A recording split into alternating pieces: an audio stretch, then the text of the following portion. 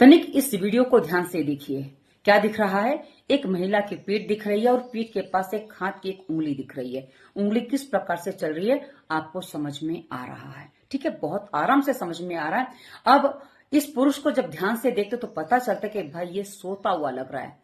अब आप समझ सकते हो कि जिस प्रकार इसकी उंगली चल रही है ये सो नहीं रहा है, केवल और केवल सोने का ड्रामा कर रहा है।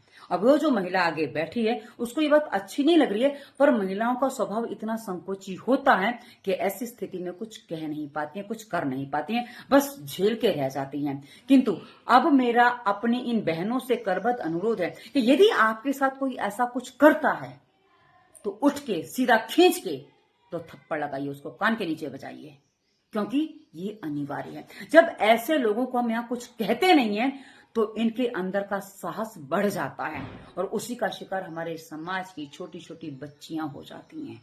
इसलिए मेरी बहनों से, अपनी उन बहनों से जो इस तरह से सहन कर रही हैं, उनसे करबद्ध अनुरोध है कि कृपया आप सहन मत करिए।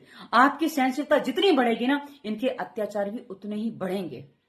इसलिए ऐसे दरिंदों को, ऐसे पिशाचों को उत्तर देना अनिवार्य है। यदि आप स्थान पर उत्तर नहीं देंगी तो ये इनके साहस को बढ़ावा देगा।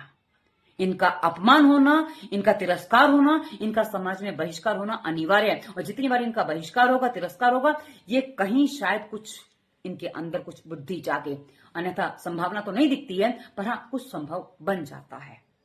तो आगे आप समझदार हैं, हम कुछ जगाने, कुछ आप जागिए। हम जब जागेंगे ना तो अपने समाज में नई चेतना ला पाएंगे, नई जागृति ला पाएंगे। जो समाज सहनशील तो होगा, लेकिन हाँ ऐसी बातों को सहन नहीं करेगा, इसके सामने खड़ा होगा, इसका प्रतिकार करेगा और अपनी सुरक्षा करने में सक्षम भी होगा। धन्यवाद। वंदे मातरम।